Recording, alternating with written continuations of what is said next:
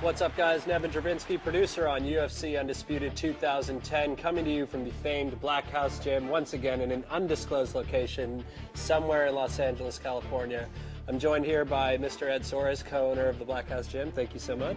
Oh, it's my pleasure. We're going to talk today about some of the improvements and enhancements to the UFC Undisputed 2010 career mode.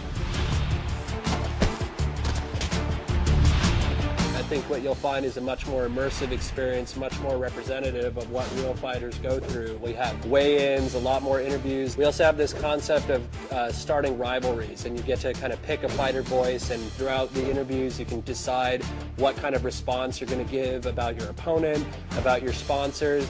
I mean, Ed, you've been a manager for a long time. You've kind of gone through this. I never really get any sort of antagonistic feelings from your guys. Is it just absolute confidence that these guys have? Definitely is confidence, but I just think that all of our guys are really good guys, and they're, you know, all of the guys I manage, I tell people all the time, it's more like a family. It's more a group of guys that, there's no one that I manage that I wouldn't let stay at my house.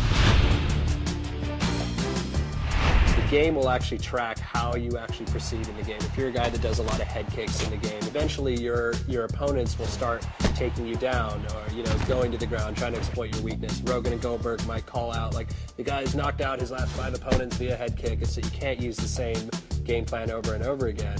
And with your guys, what's the thought process that goes on there? You know, all the guys like to watch a lot of the fights. Some guys like to watch it less than others, but most of the time all the coaches are always paying attention a lot to their previous fights.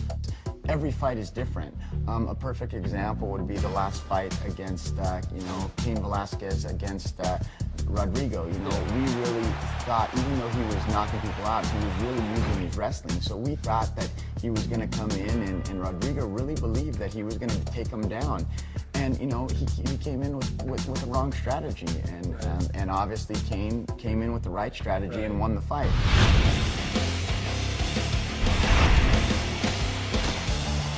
So much like in the real UFC, we give players the opportunity to train at different camps. This year it's not boxer, wrestler, you know, Muay Thai, Jiu-Jitsu guy.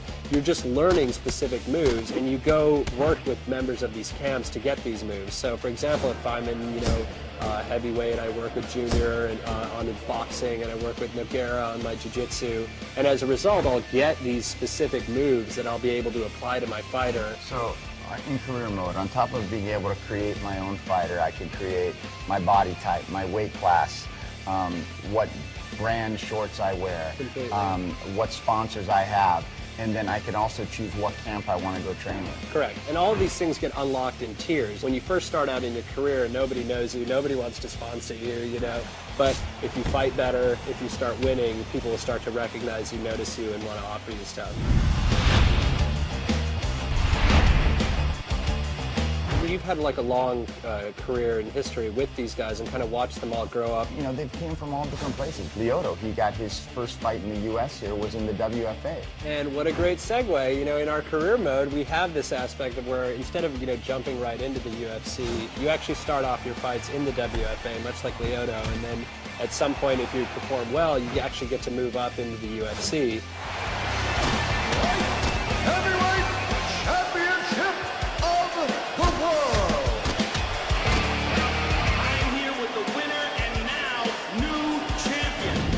And I think they got a little taste of some of the features in the career mode for UFC Undisputed 2010. I think so. For the full interview, go to community.ufcundisputed.com.